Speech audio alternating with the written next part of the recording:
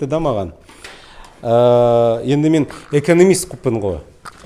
Чилиде, Аргентинада, Бразилияда бір 3-4 ғасыр бұрын Испаниядан келген колонистер,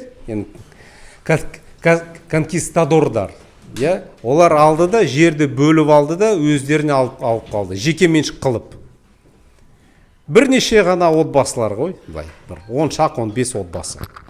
Енді 3-4 ғасыр өтті. Жер осы ана колонистердің ұрпақтарына ғана қалды. Жергілікті халық жерсіз, үйсіз, күйсіз бүгінге дейін қаңғып жүр. Оның кесірінен жастар не істейді? Үлкен қалаға барады. Буэнос-Айреске барады, басқа қаларға барады, не істейді?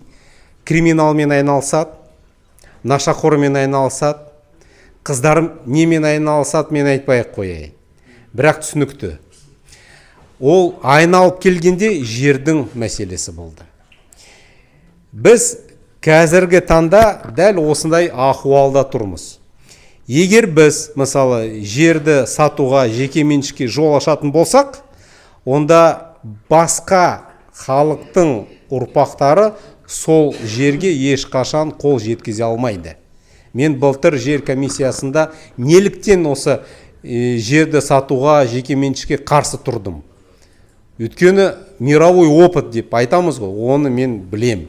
Құдай өз сақтасын одан. Бір.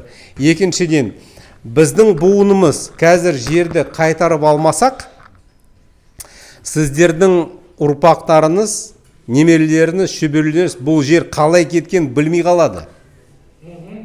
Рас па? Өйткені қалаға көшіп кетеді ғой. Бұрын осы жергілікті кімді айтып отырсыз? Гера ма, сондай жергілікті латифундистер бар ғой.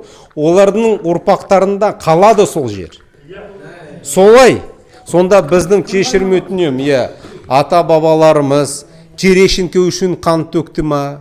Кулагинге, немесе мына Гера дейсіз ба? Гераның балаларына ғана балалары үшін қан төкті ма? Осы жер ақ найзаның ұшымен, ақ биліктің күшімен бізге аманат қалып отыр ғой. Сондықтан біз сол жерді, біздің буынымыз, сол жерді қайтарып алуымыз керек ағайын. Ол біздің басты мақсатымыз деп білемін. Ал, енді сөз сізге. Қазір мен мына жазбаны тоқтаттым.